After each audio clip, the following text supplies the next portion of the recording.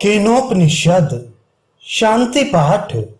हे परमात्मन, हमारे सभी अंग पुष्ट हों, हमारी वाणी, प्राण, नेत्र, श्रोत्र, बल और संपूर्ण इंद्रियां पुष्ट हों। ये उपनिषद प्रतिपादित ज्ञान ब्रह्म है, हम इसे अस्वीकार ना करें। यह हमारा परित्याग ना करे, हमारा इसके साथ अथवा इसका हमारे साथ अविच्छिन्न संबंध हो। उपनिषदों में जो धर्म, ज्ञान आदि वर्णित है वे हम में प्रविष्ट हों, हम में समाविष्ट हों, त्रिविध तापों की शांति हो। उपनिषद किसके द्वारा प्रेरित किया हुआ यह मन अपने विषयों तक पहुंचता है? किसके द्वारा नियोजित किया हुआ ये श्रेष्ठ प्राण चलता है? किसके द्वारा प्रेरित की हुई वाणी को मनुष्य बोलते हैं? कौन सा अव्यक्त देह हमारे नेत्रों और कानों को कार्य में नियुक्त करता है? जो परमात्म तत्व कर्णेंद्रिय का श्रोत्र अर्थात श्रवण शक्ति है, मन की मनन क्षमता है, वागेंद्रिय की वाणी, प्राण का संचालक चक्षु की दर्शन क्षमता है, अर्थात जो इन सब का कारणभूत तत्व है उसे जानने वाले धीर पुरुष, जो चक्षु, श्रोत्र, मन आदि के आवेगों से उद्वेलित नहीं होते, इस लोक से जाते हुए अथवा जीवन मुक्त होकर अमर हो जाते हैं। पर ब्रह्म परमात्मा तक चक्षु आदि ज्ञानेंद्रियों, वाक आदि कर्मेंद्रियों तथा मन की भी पहुंच नहीं है। उसे जानने की बुद्धि हम में नहीं है, ना ही किसी अन्य की व्याख्या से ही यह संभव हो सकता है, क्योंकि वह ज्ञात और अज्ञात सभी तत्वों से सर्वथा परे है। ऐसा हमने अपने पूर्व आचार्यों के मुख से सुना है, जिन्होंने हमें उस ब्रह्म के विषय में भली भांति व्याख्या करके समझाया है, जो वाणी के द्वारा वर्णित नहीं किया जा सकता, अपितु वाणी ही जिसकी महिमा से प्रकट होती है, उसे ही तुम ब्रह्म समझो। वाणी द्वारा निरूपित जिस तत्व की लोग उपासना करते हैं वह ब्रह्म नहीं है। मन से जिसका मनन नहीं किया जा सकता, अपितु मन जिसकी महत्ता से ही मनन करता है, उसी को ब्रह्म समझो। मन द्वारा मनन किए हुए जिसकी लोग उपासना करते हैं वह ब्रह्म नहीं है। जिसे चक्षु के द्वारा नहीं देखा जा सकता, अपितु चक्षु जिसकी महिमा से देखने में सक्षम होता है, उसे ही तुम ब्रह्म जानो। चक्षु के द्वारा दृष्टव्य जिस तत्व के लोग उपासना करते हैं वह ब्रह्म नहीं है। श्रोत्र से जिसे नहीं सुना जा सकता, अपितु श्रोत्र जिसकी महिमा से सुनने में सक्षम होता है, उसे ही तुम ब्रह्म जानो। श्रोतेंद्रिय गम्य जिस तत्व के लोग उपासना करते हैं वह ब्रह्म नहीं है। जो प्राण के द्वारा प्रेरित नहीं होता, किंतु प्राण जिससे प्रेरित होते हैं उसे ही तुम ब्रह्म जानो। प्राण शक्ति से क्रियाशील जिस तत्व के लोग उपासना करते हैं वह ब्रह्म नहीं है। आचार्य कहते हैं, यदि तुम्हारी यह मान्यता है कि मैं ब्रह्म को भली भांति जान गया हूं, तो निश्चय ही तुमने ब्रह्म का अति अल्प अंश जाना है, क्योंकि उस पर ब्रह्म का जो अंश तुझ में है और जो अंश देवताओं में है, वह सब मिलकर भी ब्रह्म का पूर्ण स्वरूप नहीं है। अतः तुम्हारा जाना हुआ निश्चय ही विचारणीय है। शिष्य का उत्तर, हमने ब्रह्म को भली भांति जान लिया है, ऐसा नहीं मानते। और ना ऐसा ही मानते हैं कि हम उसे पूर्णतया नहीं जानते, क्योंकि उसे जानते भी हैं। हम जानते हैं अथवा नहीं जानते, दोनों उत्तर अपूर्ण हैं। हमारे इस कथन को वही जानता है जो उस ब्रह्म को जानता है। जो यह मानता है कि ब्रह्म जानने में नहीं आता, वह ब्रह्म को जानता है। एवं जो यह मानता है कि मैं ब्रह्म को जानता हूं, वह उसे नहीं जानता, क्योंकि जानने का अभिमान करने वालों के लिए वह ब्रह्म जाना हुआ नहीं है, और जानने के अभिमान से रहित पुरुष के लिए वह जाना हुआ है। वह बोध जिसके द्वारा प्रत्येक वस्तु का ज्ञान प्राप्त हो जाता है, उसी से मनुष्य अमृत स्वरूप पर ब्रह्म को प्राप्त करता है। आत्मा अथवा आत्मज्ञान के द्वारा मनुष्य बल को प्राप्त करता है। उसी आत्मा के बल को जानने की विद्या से वह अमृत स्वरूप परमात्मा को प्राप्त कर लेता है।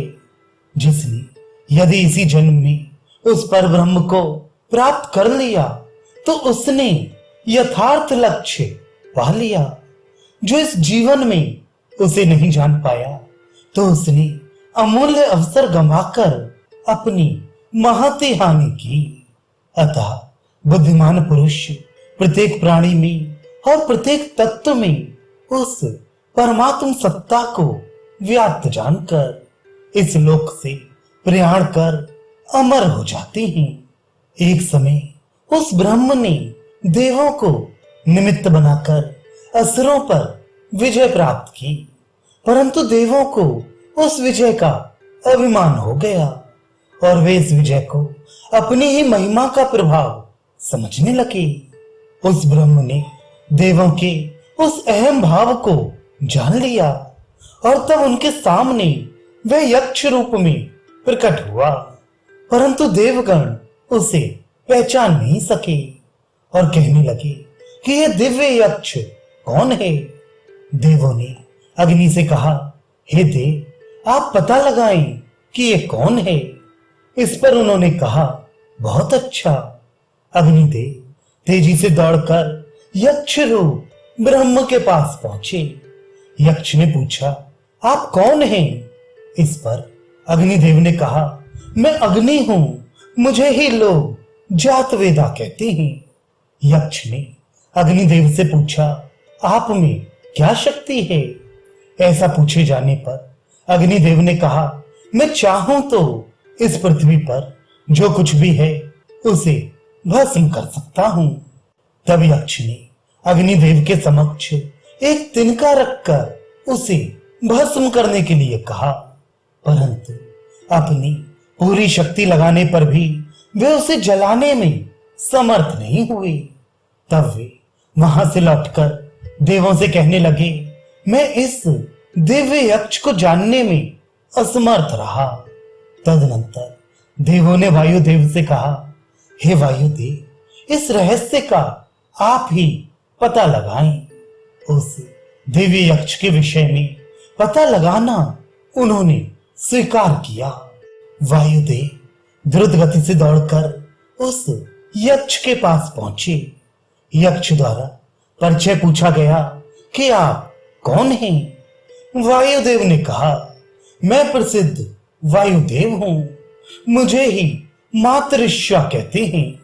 यक्ष ने पूछा, आप में क्या सामर्थ्य है? वायुदेव बोले, इस पृथ्वी पर जो कुछ भी है मैं उसे उड़ा ले जा सकता हूं।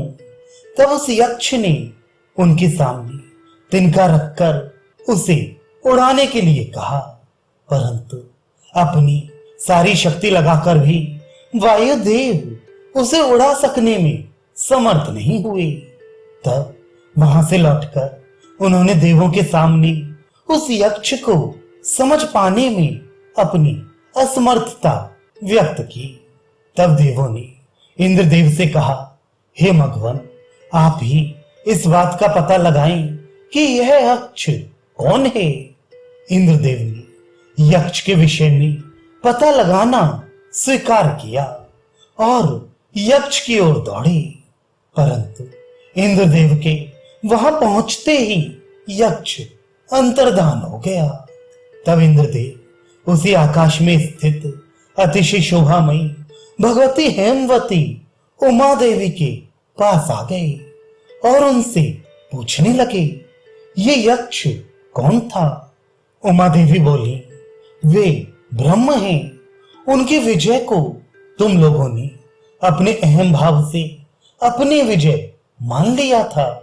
देवी उमा की इस उत्तर से इंद्रदेव ने स्पष्ट समझ लिया कि वह दिव्य यक्ष निश्चय ही ब्रह्म थे।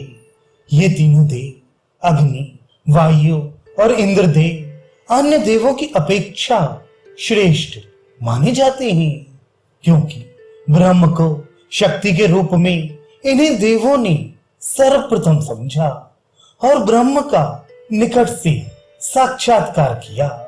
निकट से ब्रह्म का स्पर्श करने से, सबसे पहले जान लेने से इंद्रादि देवगण अन्य देवों की अपेक्षा श्रेष्ठ हैं। इंद्रदेव के सम्मुख यक्ष का अंतर्धान हो जाना ब्रह्म की उपस्थिति का संकेत बिजली के चमकने और पलक के झपकने जैसा होता है। इसे उसका सूक्ष्म आधिदैविक संकेत समझना चाहिए। आध्यात्मिक दृष्टि से यह समझना चाहिए कि मन जो ब्रह्म के पास जाता हुआ सा प्रतीत होता है और ब्रह्म का स्मरण करता हुआ सा लगता है तथा ब्रह्म प्राप्ति का संकल्प करता हुआ सा भासित होता है, यह भी ब्रह्म की उपस्थिति का सूक्ष्म संकेत है। समस्त प्राणी उस ब्रह्म से प्रेम करते हैं और उसे पाना चाहते हैं। वह तद्वन नाम से प्रसिद्ध है। ब्रह्म के इसी तद्वन स्वरूप की सभी को उपासना करनी चाहिए। जो साधक ब्रह्म के इस स्वरूप को जान लेता है, उसे सब प्राणी अपना प्रिय मानने लगते हैं। ब्रह्म विद्या के इस सांकेतिक उपदेश को ना समझ पाने के कारण पुनः शिष्य कहता है, हे गुरुदेव, हमें ब्रह्म विद्या स्वरूप उपनिषद का उपदेश दें।